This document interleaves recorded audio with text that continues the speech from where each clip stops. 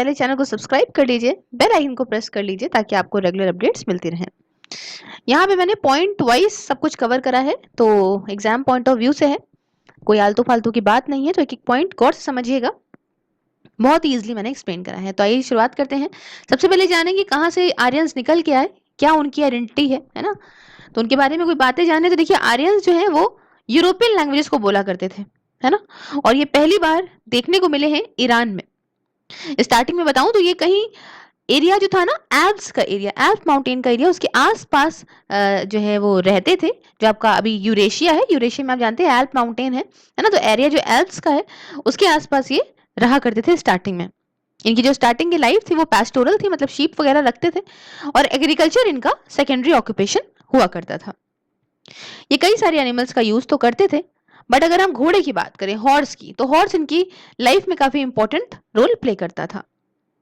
ऋग्वेद हमें बताता है कि जो आर्यंस हमारे इंडिया में आए, है ना, ऋग्वेद हमें बताता है आर्यंस के बारे में इंडिया के, which is the earliest specimen of Indo European language.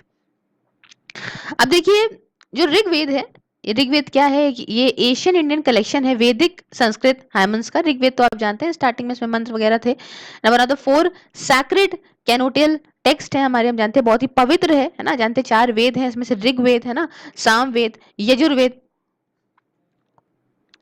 और अथर्ववेद, है ना। तो 4 वेद हैं इसमें कि ऋग्वेद सबसे पहला और सबसे पुराना है हिंदुइज्म में। और ये जो इसमें है, इसमें आपका संहिता, ब्राह्मणास, अरण्यकास और उपनिषद वगैरह जो है इसकी लेयर्स हैं, इसके टेक्स्ट हैं, टेक्स्ट लेयर है इसमें।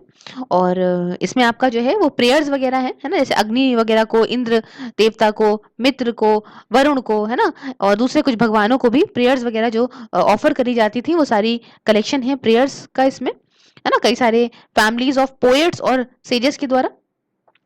इसमें अभी कुछ 10 मंडलास हैं ना, मंडल हैं, 10 मंडल हैं, आप कह सकते हो बुक्स हैं, जिसमें कि जो बुक नंबर 2 है और बुक नंबर 7 है ना, ये इसके अर्लीस्ट पोर्शन फॉर्म करती है ना, एकदम स्टार्टिंग के पोर्शन जो है वो बुक 2 और बुक 7 फॉर्म करती है। वही जगह बुक 1 और बुक 10 जो है वो माना जाता है कि ये लेटेस्ट एडिशन इसका रहा है। ऋग्वेद में कई सारी चीजें कॉमन भी देखने को मिली है अवेशा के साथ में, है ना। अवेशा क्या है, अवेशा एक ओल्डेस्ट टेक्स्ट है इरानियन लैंग्वेज में, है ना। तो देखने को मिला है कि अवेशा और ऋग्वेद में काफी चीजें कॉमन देखने को मिली है। हमें ये बात तो क्लियर नहीं है ना ही कोई इसके कोई एविडेंसेस हैं इनके कि किस तरीके से आर्यंस यहाँ पे आए, किस तरह से इन्होंने एडवेंट करा यहाँ पे, ठीक है, किस तरीके से हमारे इंडिया में आए, बट